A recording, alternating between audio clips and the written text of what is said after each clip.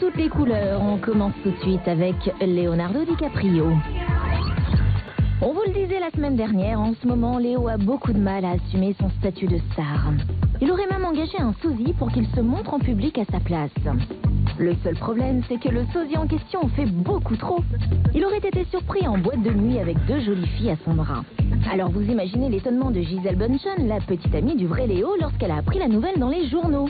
Croyant qu'il l'avait trompée, elle lui aurait tapé un scandale épouvantable. Mon pauvre Léo, le moins qu'on puisse dire, c'est que tu t'es mis dans de sales draps.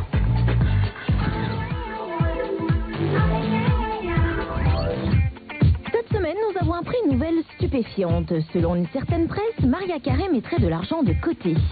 Et oui, vous avez bien entendu, la très dépensière Maria ferait en effet des économies.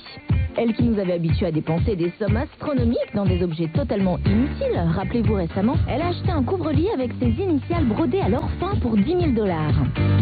Eh bien ça y est, enfin c'est décidé, Maria mettra de l'argent de côté pour ses vieux jours. Reste maintenant à savoir combien de temps elle tiendra. Et oui, se faire des cadeaux, Maria, elle adore ça. Cette semaine, la rédaction de Scoop a décidé de vous dire toute la vérité sur les rumeurs qui courent sur vos stars adorées. Première question, si je vous dis que Madonna prend des leçons de karaté, à votre avis, c'est vrai ou c'est faux ? C'est effectivement vrai, Madonna envisagerait même d'être ceinture noire avant la fin de l'année. Après la lubie du yoga, voici qu'elle se met au sport de combat. Et ça promet. Attention, deuxième question, si je vous dis que Courtney Love s'est battue en pleine rue à Los Angeles, vous me dites vrai ou faux ? Eh bien, c'est faux. Un juge l'a condamnée à 4 ans de mise à l'épreuve. Elle ne devra donc plus se battre pendant cette période. Elle suivra même un programme d'éducation contre la violence. Allez, Courtney, courage. Et les people l'ont dignement fêté. Ils se sont même aimés toute la semaine. En les observant d'un peu plus près, on s'est rendu compte qu'ils avaient 2 façons bien différentes de s'aimer. Nous avons donc voulu savoir combien de stars étaient sages en amour et combien étaient totalement barges. Vous êtes prêts pour un match au sommet ? C'est parti.